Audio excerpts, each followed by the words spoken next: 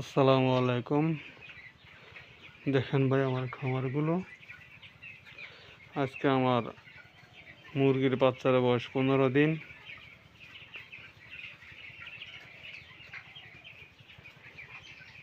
এখন দুপুর 12:30 বাজতেছে।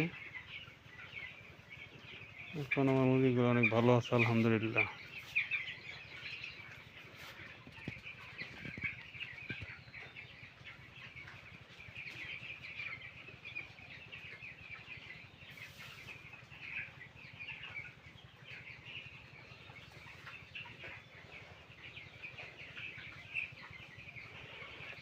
এটা হলো ডিঙ্কার বলে, অটোমেটিক ট্যাঙ্কিতে পানি দিলে এই পাইপের দ্বারা পানি এসে পড়ে।